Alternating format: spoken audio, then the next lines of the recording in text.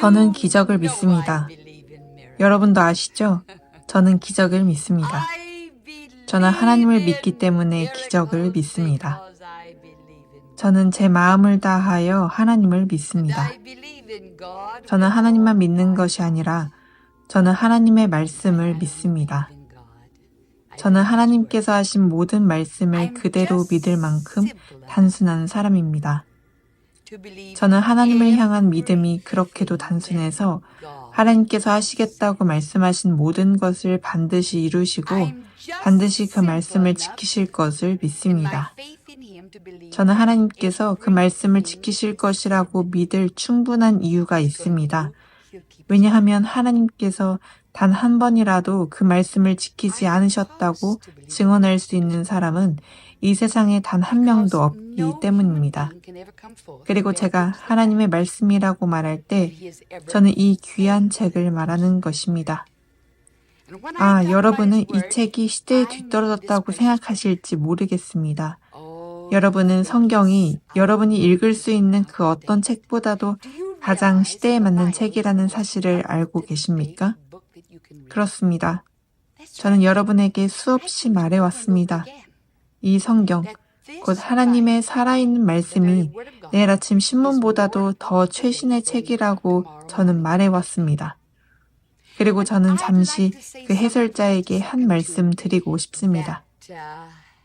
그 신문 기자에게 저는 말씀드립니다. 정말 특종을 잡고 싶을 때 저는 여러분이 그 특종을 위해 얼마나 애쓰는지 알고 있습니다. 저는 여러분이 그 특종을 위해 사는 것을 알고 있습니다. 저는 여러분이 얻을 수 있는 가장 위대한 특종에 대해 말하고 있습니다. 저는 다음에 일어날 위대한 세계적 사건에 대해 말하고 있습니다. 저는 교회의 휴거, 그 위대한 들림에 대해 말하고 있습니다. 저는 그날이 오고 있으며 아주 가까이 와 있다고 말씀드립니다. 저는 교회가 들려 올라갈 그날이 반드시 온다고 믿습니다. 저는 교회라고 말할 때 그리스도의 몸 안으로 거듭난 사람들을 말하고 있습니다. 저는 조직을 말하는 것이 아닙니다. 저는 그 놀라운 유기체, 곧 그리스도의 몸을 말하고 있습니다. 저는 그것이 가입하는 것이 아니라고 말씀드립니다. 저는 그것이 태어나는 것이라고 말씀드립니다. 저는 그 안에서는 국적이 아무 의미가 없다고 말씀드립니다. 유대인이든 이방인이든 아무 차이가 없습니다. 개신교이든 가톨릭 신자이든 아무 차이가 없다고 말씀드립니다. 어떤 교회에 속해 있든 속해 있지 않든 아무 상관이 없습니다. 저는 여러분이 거듭났다면, 그 놀라운 새 생명의 경험을 했다면, 여러분이 사망에서 생명으로 옮겨졌다면, 여러분이 그리스도를 여러분의 개인적인 구주로 받아들이셨다면, 위대한 창조주께서 자동적으로 여러분의 하늘 아버지가 되신다고 말씀드립니다. 저는 여러분이 이 믿는 자들의 몸 안으로 태어난다고 말씀드립니다. 성경이 이것을 그리스도의 신부라고 말씀하고 있다고 전합니다. 여러분, 저는 성령께서 떠나실 그날이 가까이 왔다고 말씀드립니다. 그분이 가실 때 교회를 함께 데려갈 것입니다. 이 놀라운 믿는 자들의 몸을 성경이 위대한 들림, 곧 큰 휴거라고 말씀하고 있습니다. 우리는 그분을 만나게 될 것입니다. 예수님, 저 공중 어딘가에서, 하늘 가운데 어딘가에서 그분을 만나게 될 것입니다. 그리고 그 후 7년이 지난 뒤, 저는 여러분이 이 위대한 들림의 때가 언제냐고 묻는다면, 성경이 그 날과 그때는 아무도 모르나니 하늘의 천사들도 모른다고 말씀합니다. 그러나 주님께서 때와 시기는 너희가 알게 될 것이라고 말씀하셨습니다. 그리고 주님께서 멈추어 보고 귀 기울여야 할 표적 중 하나로 이스라엘을 주셨다고 말씀합니다. 이스라엘이 아직 연약하고 부드러울 때 저는 무화과 나무가 연해지고 잎을 내기 시작할 때를 말하고 있습니다. 그러나 또 하나의 표적이 있다고 말씀드립니다. 노아의 때와 같이 인자의 임함도 그러할 것이라고 성경이 말씀하고 있습니다. 사람들이 먹고 마시고 즐기며 살아갑니다. 여러분이 이 점에 대해 저와 다투지 않을 것이라 믿습니다. 저는 오늘날 문명이 이렇게까지 타락했다는 사실에 대해 저와 다툴 사람은 단 한 명도 없다고 생각합니다. 우리가 또 한 세대를 더 견딜 수 없습니다. 무언가가 반드시 일어날 것입니다. 이 공기 자체가 그 일로 인해 긴장되어 있습니다. 여러분도 알고 있고 저도 알고 있습니다. 세계의 지도자들도 알고 있습니다. 무언가가 곧 일어나려고 하고 있습니다. 그 일이 가까이 왔습니다. 여러분이 다음 위대한 세계적 사건에 대한 특종을 원하느냐고 묻습니다. 저는 하나님의 말씀을 읽기 시작하라고 말씀드립니다. 저는 지난번 교회 휴거에 대한 진지한 대화에서 여러분을 그 자리에 남겨두었습니다. 데살로니가전서 4장에 기록된 말씀을 읽어드리며 마쳤어요. 저는 여러분의 기억을 새롭게 하기 위해 그 말씀을 다시 읽어드리겠습니다. 여러분이 여러분의 성경에 그 부분을 표시해 두었기를 바랍니다. 여러분이 잠든 자들에 관하여 알지 못하기를 원하지 않습니다. 소망 없는 다른 이들처럼 슬퍼하지 않기를 바랍니다. 우리가 예수께서 죽으시고 다시 살아나셨음을 믿는다면 저는 여러분이 예수께서 죽으시고 부활하셨음을 믿느냐고 묻고 싶습니다. 역사가 그것을 증명합니다. 그것을 부인하는 사람은 어리석습니다. 저는 그것이 분명히 기록되어 있다고 말씀드립니다. 예수님의 부활에는 분명한 증거가 있습니다. 여러분은 그것을 믿습니까? 이것은 개인적인 문제입니다. 우리가 예수께서 죽으시고 다시 살아나셨음을 믿는다면 예수 안에서 잠든 자들도 하나님께서 그분과 함께 데리고 오실 것입니다. 우리는 이것을 주의 말씀으로 여러분에게 전합니다. 곧 우리가 살아있는 자들, 죽음을 아직 경험하지 않은 자들, 지금 이 순간에도 살아있는 우리, 예수께서 자기 백성을 데리러 오실 그 위대한 사건의 때에 살아있을 자들, 주께서 오실 때까지 살아남아있는 우리가 잠든 자들보다 앞서지 못할 것입니다. 이는 주님 자신께서 이루실 일이기 때문입니다. 주님께서는 다른 일을 보내지 않으십니다. 주님께서 친히 오십니다. 이 일은 주님께 너무나도 중요한 일입니다. 주님께서 친히 하늘로부터 큰 외침과 함께 내려오실 것입니다. 천사장의 음성과 함께 하나님의 나팔 소리와 함께 그리스도 안에서 죽은 자들이 먼저 일어날 것입니다. 그 후에 살아있는 우리가, 지금 생명을 가지고 살아있는 우리가 저는 그 위대한 무리에 속하게 될 것을 기대합니다. 저는 이 위대한 사건이 매우 가까이 와 있다고 느낍니다. 저는 여러분이 이 위대한 사건의 일부가 될 것이라고 믿습니다. 살아남아있는 우리는 그들과 함께 구름 속으로 끌어올려져 공중에서 주님을 만나게 됩니다. 그리고 우리는 영원히 주님과 함께 있게 되죠. 여러분은 한 가지를 알고 싶지 않습니까? 여러분은 그 이야기를 알고 있고 여러 번 읽어보았을 것입니다. 어린 시절 주일학교에서 나사로가 죽은 자 가운데서 살아난 이야기를 읽어보았죠. 그러나 제가 지금 여러분에게 말하고 있는 바로 그 일에 대해 예수님께서는 마르다에게 이미 모두 말씀해 주셨습니다. 물론 여러분은 그 성경 구절을 잘 알고 있을 것입니다. 요한복음 11장에서 수천 편의 설교가 선포되었습니다. 제가 읽고 있는 이 구절은 모든 복음 사역자들이 사용해온 말씀입니다. 그러나 그 말씀은 대부분의 사람들이 생각하는 것보다 훨씬 더 깊습니다. 두 구절만 읽겠습니다. 이 일이 일어났던 때를 기억하십니까? 주님께서 마르다에게 이 비밀을 털어놓으시고 말씀해 주신 것이 얼마나 놀라운 일이었습니까? 주님께서는 바로 그렇게 하셨습니다. 예수님께서 마르다에게 말씀하셨습니다.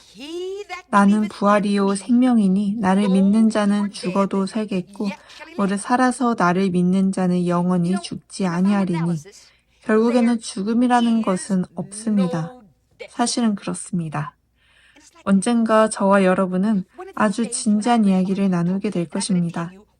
저는 그 낡은 심장이 멈추는 바로 그 순간에 무슨 일이 일어나는지 이야기하게 됩니다. 저는 영혼이 육체를 떠나는 그 순간에 대해 이야기합니다. 사람은 영원한 존재입니다. 여러분은 영원히 여러분으로 존재하게 됩니다. 하나님은 피할 수 없는 분입니다. 여러분이 영원히 여러분으로 존재하게 된다는 사실을 아시기 바랍니다.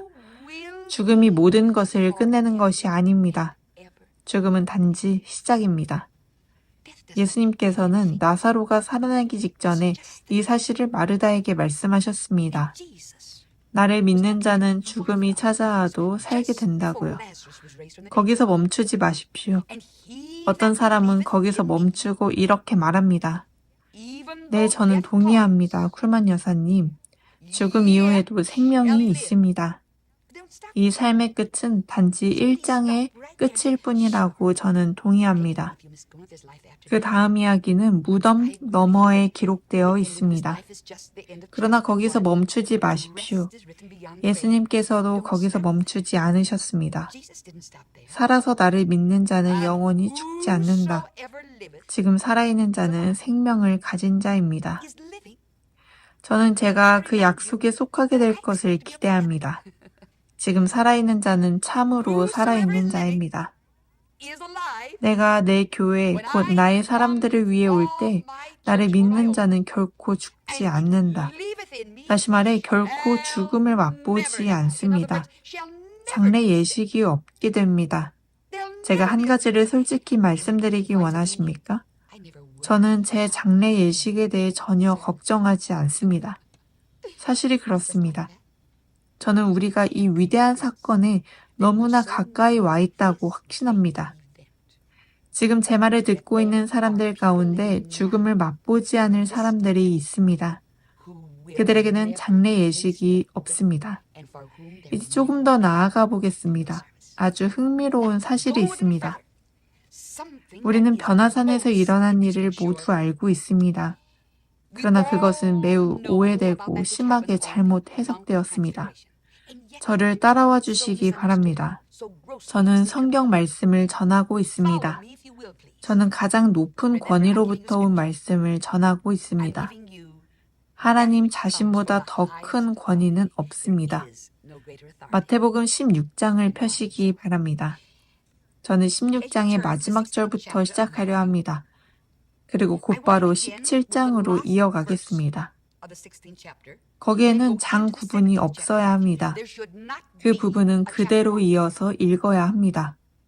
자, 저를 따라오시기 바랍니다. 진실로 내가 너에게 이르노니 이것은 예수께서 하신 말씀입니다. 여기 서 있는 사람들 가운데서는 그분 곁에 서 있던 사람들을 가리켜 말씀하신 것입니다.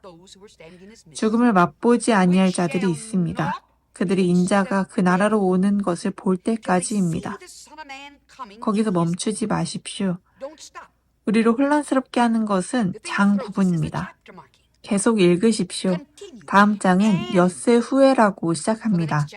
다시 말해 6날이 지난 후 예수께서 베드로와 야고보와 그의 형제 요한을 데리시고 따로 높은 산으로 올라가셨습니다. 그들 앞에서 변화되셨습니다. 그분의 얼굴은 해같이 빛났고 그분의 옷은 빛과 같이 휘어졌습니다. 그때 모세와 엘리야가 나타나 예수와 함께 이야기하고 있었습니다. 베드로가 예수께 말합니다. 주님, 우리가 여기 있는 것이 좋습니다. 주께서 원하시면 우리가 여기 초막 셋을 짓겠습니다. 하나는 주를 위하여, 하나는 모세를 위하여, 하나는 엘리야를 위하여 하겠습니다. 그는 참으로 인간적이었습니다. 그러나 모든 일이 끝나기 전에 그는 깨닫게 되었습니다. 그는 참으로 인간적이었습니다. 그 장면은 너무도 영광스러웠습니다. 그 순간 그는 무언가를 짓기 시작합시다라고 생각했습니다. 오늘날 사람들도 그렇습니다. 어떤 영광을 경험하고 복을 받는 순간 가장 먼저 하고 싶어하는 일은 무엇인가를 세우는 것입니다. 베드로는 큰 기회를 보았습니다. 거기에는 예수께서 계셨고 거기는 모세가 있었습니다. 거기에는 엘리야도 있었습니다. 그는 자, 무엇인가를 세웁시다 라고 말했습니다. 주를 위하여 하나, 모세를 위하여 하나, 엘리야를 위하여 하나, 초막 셋을 짓겠다고 말했죠. 참으로 인간적이었습니다. 그러나 잠시 후 그는 깨닫게 되었습니다. 베드로는 정말 우리가 여기 있는 것이 좋습니다 라고 말했습니다. 그가 아직 말하고 있을 때 밝은 구름이 그들을 덮었습니다. 구름 속에서 음성이 들려왔습니다. 이는 내 사랑하는 아들이요 내가 기뻐하는 자이니 그의 말을 들으라. 이전에 말씀하셨던 바로 그분이 다시 말씀하신 것입니다. 예수께서 세례의 물에서 올라오셨을 때 들렸던 바로 그 음성이었습니다. 그때도 같은 음성이 말했습니다. 이는 내 사랑하는 아들이요 내가 기뻐하는 자라. 같은 음성이었습니다. 같은 분이 말씀하셨습니다. 그 음성의 주인공은 하나님 자신이었습니다. 그분께서 말씀하셨습니다. 이는 내 사랑하는 아들이요 내가 기뻐하는 자이니 그의 말을 들으라. 제자들이 그 음성을 들었을 때 그들은 얼굴을 땅에 대고 엎드려 크게 두려워했습니다. 예수께서 다가오셔서 그들을 만지시며 말씀하셨습니다. 일어나라, 두려워하지 말라. 여러분이 한 가지를 보기를 원합니다. 베드로는 처음에는 이해하지 못했습니다. 그러나 그는 아주 빨리 깨닫게 되었습니다. 그가 이해했다는 것을 저는 증명할 수 있습니다. 베드로후서에서 그가 직접 그 사건을 증언합니다. 베드로후서 1장에 기록되어 있습니다. 우리 주 예수 그리스도의 능력과 강림하심을 너희에게 알게 한 것이 교묘히 만든 이야기를 따른 것이 아니요 우리는 그의 크신 위엄을 친히 본 자라. 그것이 무엇이었습니까? 여러분은 우리가 하나님의 말씀을 믿을 때 아무 위험한 모험을 하는 것이 아니라는 사실을 알고 싶지 않습니까? 우리가 그리스도인으로서 우리 자신을 그분께 드릴 때 우리는 어떤 도박도 하지 않습니다. 우리는 도박하는 것이 아닙니다. 우리는 무모한 선택을 하는 것이 아닙니다. 우리가 믿는 모든 것에는 증거가 있습니다. 우리는 그분의 말씀만 가진 것이 아닙니다. 하나님 아버지께서도 말씀하셨습니다. 내가 너희에게 장엄한 예행 연습을 보여주겠다. 내 사랑하는 아들이 말한 그 놀라운 일에 대한 예행 연습을 보여주겠다. 변화산에서 일어난 그 사건은 앞으로 일어날 일에 대한 미리 보여주심이었고 위대한 예행 연습이었습니다. 제가 지금 여러분에게 말하고 있는 바로 그 일에 대한 예행 연습이었습니다. 그리고 우리 세대에 일어나게 될 바로 그 사건에 대한 예행 연습이었습니다. 그 자리에 서 있던 모세는 주 안에서 죽어 장사된 자들의 무형이었습니다. 그리고 죽음을 맛보지 않았던 엘리야가 있었습니다. 성경을 읽어보십시오. 열왕기하에 기록되어 있습니다. 그는 길을 걸어갔습니다.